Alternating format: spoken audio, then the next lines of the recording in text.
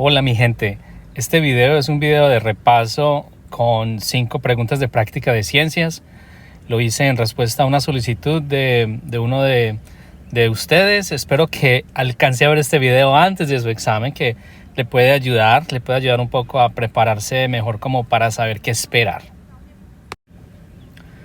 A manera de repaso, los temas que se ven en el examen de ciencias, uno no tiene que ser un científico ni saber todo de genética, ni de biología, ni de física, pero sí tener al menos un conocimiento superficial, tener un buen vocabulario, tener una disciplina para interpretar imágenes como gráficos, como tablas, etcétera.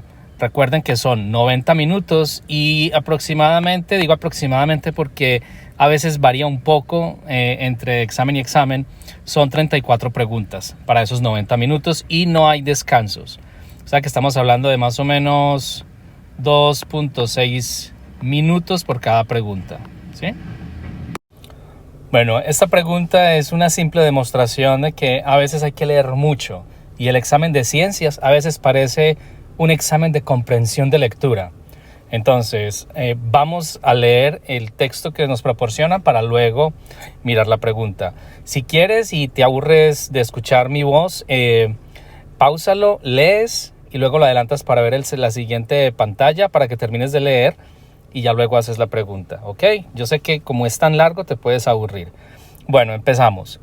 ¿Qué es el efecto chimenea que contribuyó a la rápida propagación del devastador incendio en un edificio en España que dejó al menos 10 muertos?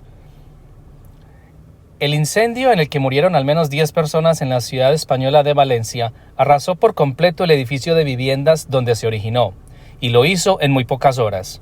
El siniestro ocurrió en un edificio del barrio de Campanar, de esa localidad costera, la tercera ciudad más grande de España. La policía científica localizó este sábado el cadáver de una persona que se encontraba desaparecida, por lo que la cifra de víctimas mortales asciende ya a 10. El incendio comenzó en el 8º piso y se propagó rápidamente, avivado por el viento que sopla en la zona. En ese momento, Valencia estaba experimentando ráfagas de viento de hasta 60 kilómetros por hora, según la Oficina Meteorológica Nacional AMET. Los expertos dijeron que el edificio estaba cubierto con un revestimiento de polietileno altamente inflamable, lo que podría explicar la rápida propagación. Pero hay otro motivo, ya que los expertos señalan como causa el efecto chimenea.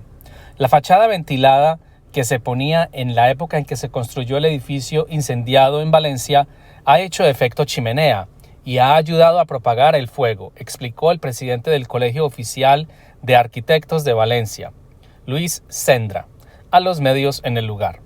Esto ya ocurrió de modo similar con el famoso incendio de la torre que consumió el edificio de apartamentos Torre Grenfell, en el oeste de Londres, en junio del 2017 y donde fallecieron 72 personas.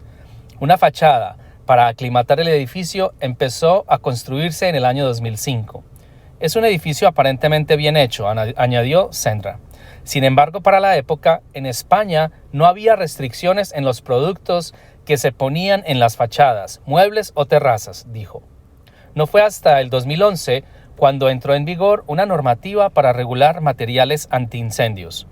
Una de las cosas que hizo en el edificio fue poner una fachada ventilada, es decir, una cámara entre la fachada del edificio y el revestimiento para mejorar las condiciones térmicas de frío-calor, explicó Sendra. Por ahí subieron las llamas haciendo efecto chimenea. Bueno, este es un fragmento de una noticia publicada en BBC Mundo el 23 de febrero del 2004. Ahora miremos la pregunta.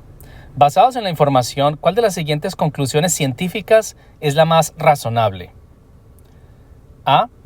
El incendio se debió a que no se siguieron los estándares de seguridad en construcción para la época. B. El tipo de material es el factor más importante que favoreció la propagación rápida del incendio. C. Aún no hay opiniones de expertos que puedan explicar lo sucedido. D. Múltiples factores se conjugaron para favorecer la propagación rápida del incendio. Bueno, en una pregunta como esta, puedes encontrar opciones, más de una opción que suene muy bien, ¿sí? Pero aquí te están preguntando por la más razonable, estás buscando la mejor, no estás buscando la única buena de entre todas. Entonces, miremos desde el principio, la opción A. Los estándares de seguridad, recuerden que el fragmento habla de que cuando se construyó el edificio no había esa reglamentación para materiales antiinflamables, entonces no cabría pensar en que la causa sea que no se hayan seguido protocolos de seguridad, estándares de seguridad.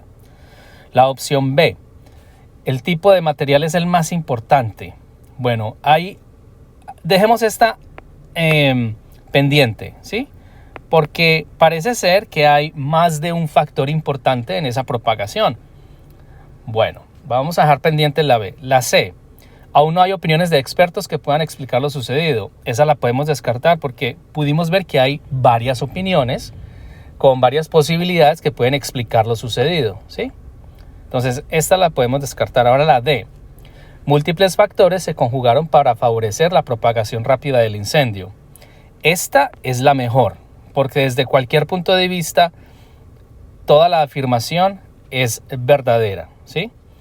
En la B, es mejor que la B, porque la B nos está diciendo que con certeza lo más importante fue el tipo de material. Pero recuerden que el fragmento habla mucho de un efecto chimenea, que es ese espacio que quedó entre esa fachada y esa pantalla que le pusieron de material inflamable, como para dejar algo ahí de vacío que sirviera para aislar el edificio. Entonces ese efecto chimenea, por ahí fue que las llamas se propagaron de forma muy, muy rápida. Entonces, la mejor opción para esta es la D. Cuéntame, ¿cómo te fue? Me van a tener que disculpar porque tratando de traer material que fuera como de actualidad, sin pensarlo, traje cosas muy lúgubres. Entonces, ahora vamos a hablar de índices de muertes por sobredosis, ¿sí? En este caso, vamos a conjugar, vamos a combinar mucho texto, o en este caso no tanto, con gráficas para el análisis. Bueno, entonces voy a leer. De nuevo, pausa y lee tú si te cansas de escuchar mi voz porque esto es largo. La figura 2, muertes por sobredosis a nivel nacional, número entre todas las edades, 1999-2021. En general, las muertes por sobredosis de drogas aumentaron de 2019 al 2021 con más de 106,000 muertes por sobredosis de drogas reportadas en el 2021. Las muertes por opioides sintéticos distintos a la metadona, principalmente fentanilo, siguieron aumentando con 70,601 muertes por sobredosis notificadas en el 2021. Las muertes relacionadas con estimulantes, incluida la cocaína o los psicoestimulantes con potencial de abuso, principalmente la metanfetamina, también siguieron aumentando con 32,537 muertes por sobredosis en 2021. Bueno, esto lo tomé del National Institute of Drug Abuse, que es una entidad en Estados Unidos. Bueno, ahora sí llegamos a lo bonito. Esta gráfica me gustó mucho porque es confusa, tiene mucha información, la letra es pequeñita, entonces tiene todos los efectos que me gusta que tenga para que practiquemos, ¿sí? Para que nos entrenemos bien. Entonces lo primero que hay que hacer con cualquier gráfica es mirar el título, que el título nos va a dar mucha información. Entonces aquí dice que muertes por sobredosis a nivel nacional, número entre todas las edades, entre los años de 1999 y 2021. Entonces, efectivamente podemos ver que la gráfica empieza con el eje X, que es el eje horizontal, empieza en el 1999 y va hasta el 2021. Perfecto. Entonces, el tiempo está en la línea horizontal.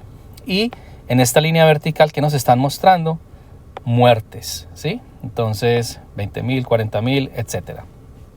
Bueno, aquí hay muchas líneas, cada una de un color diferente, pero nos están dando la clave para saber de qué se trata cada línea, ¿sí? Por decir algo, esta línea azul, Vamos a ver si la encuentro. Es por opioides de receta, ¿sí? La línea amarilla, estas son psicoestimulantes tipo metanfetaminas, etc. Entonces ya sabemos qué nos muestra la gráfica. Esto lo hago aquí muy despacio, pero esto es un proceso que en el momento del examen tú no tienes que reflexionar tanto, simplemente leer, buscar e identificar, ¿sí? Esto lo puedes hacer fácilmente en unos 20 a 30 segundos. Bueno, ahora miremos la pregunta.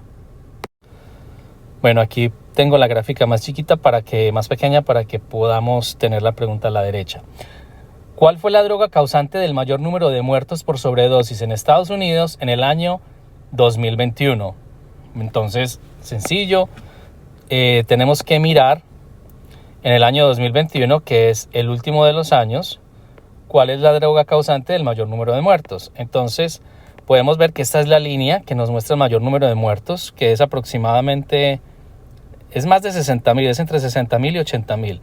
No necesitamos la cifra exacta, solamente sabemos que esta gris, a ver yo si lo puedo aumentar de tamaño, no me dejó, tal vez así sí, así sí. Entonces esta línea gris nos puede mostrar que esta es en efecto la que más muertes tuvo, ¿sí? Entonces vamos a mirar, esa gris es opioides sintéticos. Aquí la tenemos, opioides sintéticos que no sean metadona, que son el fentanilo principalmente. Entonces, esa sería la mejor respuesta, ¿verdad? Porque obedece a lo que está en la gráfica. Entonces, ¿cuál fue la droga causante del mayor número de muertos? Obviamente, en este caso, sería el fentanilo para el 2021, ¿sí? Para el 2021, muy importante. Estamos mirando solamente en esta raya del 2021. Bueno, sigamos con la siguiente pregunta. Esta pregunta me gusta más porque es un poquito más compleja. Dice, ¿a partir de qué año se ubica el fentanilo como droga causante del mayor número de muertos por sobredosis? Entonces, en este caso, aquí hay que analizar muy bien porque nos están preguntando a partir de qué año el fentanilo se convierte en la primera causa de muerte por sobredosis. Entonces vamos a seguir la línea del fentanilo. Ya sabemos que es la gris, ¿cierto? Entonces, si miramos hacia la izquierda, esa línea gris casi que ni se alcanza a ver porque está solapada con las otras, pero ya por aquí empezamos a ver que se observa la línea gris.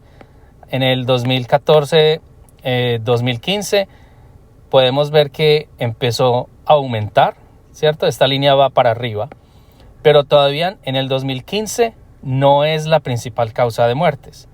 Miremos qué pasa en el 2016. Ya en el 2016 es la principal causa de muertes y sigue con ese comportamiento hasta la actualidad. Podemos ver que desde ese año sigue siendo la más predominante. Bueno, entonces vamos otra vez a la pregunta. Dice, ¿a partir de qué año se ubica el fentanilo como droga causante del mayor número de muertos por sobredosis? En este caso es fácil porque yo lo pude aumentar, ¿cierto? Hice ahí la trampita, pero vas a tener que poner muchísima atención a los pequeños detalles para poder encontrar las respuestas correctas, porque en este caso es a partir de qué año, ¿cierto? Entonces, ¿a partir de qué año es que se empieza a ubicar el fentanilo como la droga con el mayor número de muertes por sobredosis? En el 2021 es la mayor de todas, pero no es el primer año en el que esto sucede, porque ya venía sucediendo antes, ¿sí? Sucedió en el 2020, en el 2019, etc. Solamente a partir del 2016 es que el fentanilo empieza a ser la droga más frecuente como causa de muertes por sobredosis. Perfecto. Vamos para la siguiente pregunta. Bueno, no es intencional, ¿sí? En realidad el examen de ciencias tiene mucha lectura, entonces no es que las esté tratando de torturar con tanta literatura, sino que hay que tratar de simular las condiciones del examen. Bueno, entonces voy a empezar a leer. La evolución biológica no es simplemente una cuestión de cambios con el paso del tiempo. Muchas cosas cambian con el tiempo. Las orugas se transforman en mariposas, los árboles pierden y reponen sus hojas, las cadenas montañosas se alzan y erosionan, pero ninguno de ellos son ejemplos de evolución biológica porque no implican descendencia con modificaciones heredadas. Toda la vida en la Tierra comparte un ancestro común, de la misma forma que tú y tus primos comparten una abuela común. A través del proceso de descendencia con modificaciones, este antepasado común da lugar a diferentes especies que vemos documentadas en el registro fósil y a nuestro alrededor hoy en día. La evolución significa que todos los seres vivos somos primos, aunque unos más distantes que otros, los humanos y los robles, las ballenas y los colibríes. Bueno, vamos a pasar a la pregunta.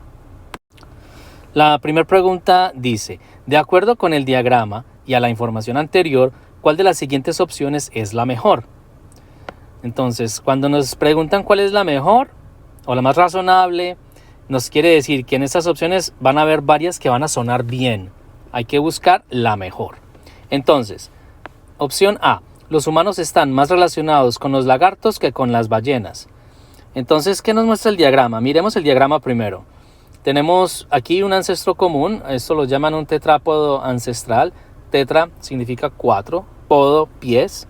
Entonces este es un cuadrúpedo, un animal de 4 patas. Y es ancestral, precede a las otras especies que muestran en el diagrama. Entonces, tras una serie de cambios genéticos, mutaciones y demás, dio lugar a 2 diferentes progenitores o ancestros comunes. El de este lado de arriba dio lugar por acá a las ballenas y el de este dio lugar a los seres humanos. No es así de sencillo, hay muchos pasos, muchas modificaciones entre una especie y la siguiente, como para decir que pasa de un tetrápodo a un ser humano. Hay demasiados pasos, pero esto es simplemente para dar la idea de que todos estamos relacionados. Bueno, y por este lado de abajo, este ancestro común dio lugar primero a un lagarto y aquí también dio lugar a las aves, ¿sí? Bueno, entonces volvamos a las preguntas. ¿Los humanos están más relacionados con los lagartos que con las ballenas? ¿Qué piensa? ¿Qué piensas? ¿Ah? Obviamente que como este tiene un ancestro común acá, está más relacionado con la ballena que con cualquiera de estos dos, ¿cierto? Entonces, el que nos dice que está más relacionado con el lagarto que con la ballena, esa opción se puede descartar. Bueno, miremos la siguiente. El tetrápodo ancestral se convirtió en lagarto. Que este se convirtió en un lagarto. No es muy buena, pero la voy a dejar pendiente. Ahorita explico por qué. La voy a poner un signo de interrogación. Hay cosas que no me gustan de esa opción. Bueno, la opción C dice, todos los seres vivos vienen del tetrápodo ancestral. Aquí se me pasaron varias letras. Dice todos, ¿sí? Pero no, ¿cierto? No todos los seres vivos vienen de este tetrápodo ancestral. Solo que aquí nos están diciendo que de al menos estas 4 especies sí lo tienen a él como el antecesor. Pero no podemos decir que todos vienen de ahí. Pueden haber por aquí otros organismos. Digamos que esto es, no sé, una medusa.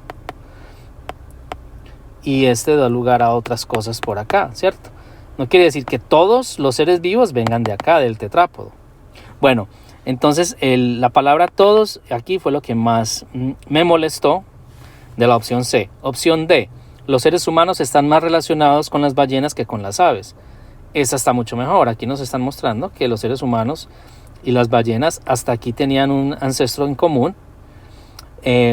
Pero con estos otros dos el ancestro común está mucho más lejos. O sea que el pariente más cercano de esta lista sería en realidad la ballena. ¿Okay? Entonces aquí la mejor opción es la D. Bueno, ahora volvamos a la B. ¿Por qué no me gustó esa B? Dice que se convirtió en un lagarto. Esa palabra no encaja bien con todo lo que tiene que ver con evolución. Un animal no se convierte en otro animal de la noche a la mañana.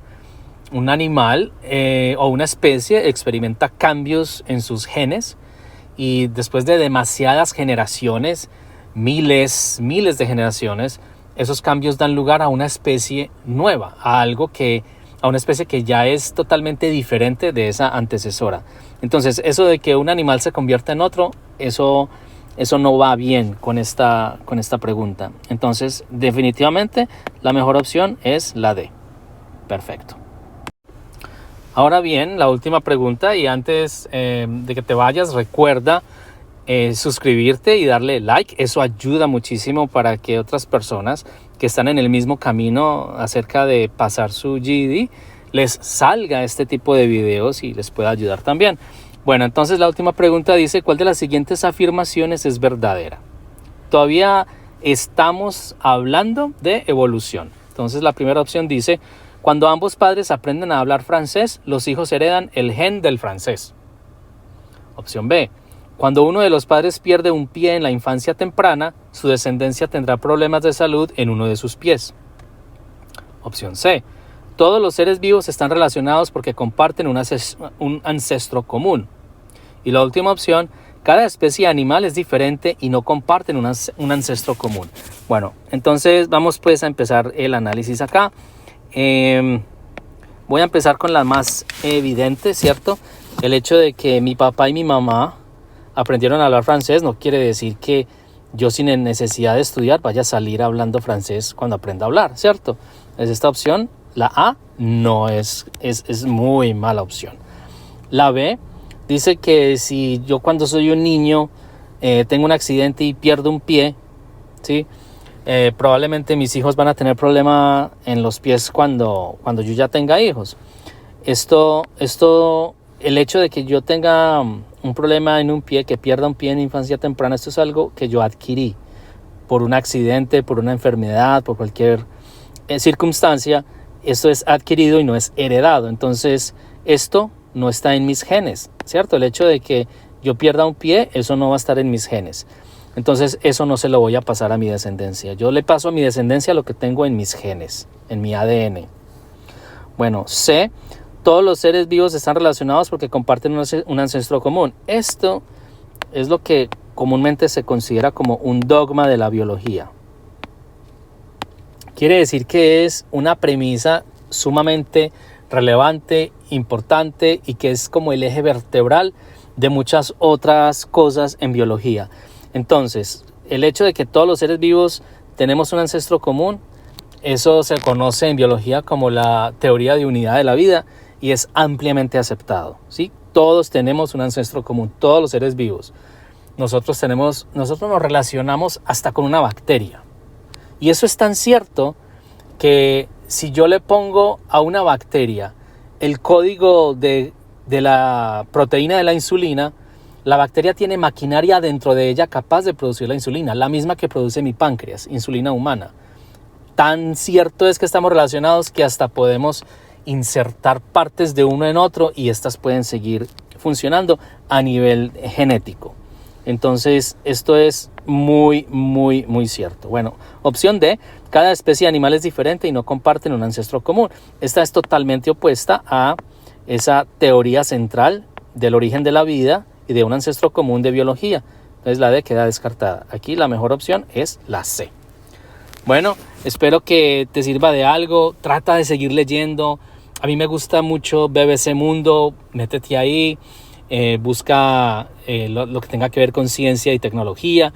El caso es leer para que cada vez más adquieras más vocabulario y te sientas mucho más cómodo, mucho más cómoda leyendo materiales de este tipo.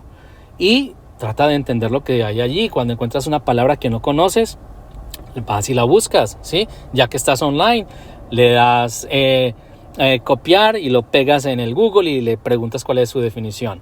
El caso es incrementar vocabulario, sentirnos cómodos con lecturas de ciencias y de tecnología, para que eso te ayude bastante al momento de sentarte a leer materiales en tu GED. Bueno, muchísima suerte y no pares de estudiar. Bye.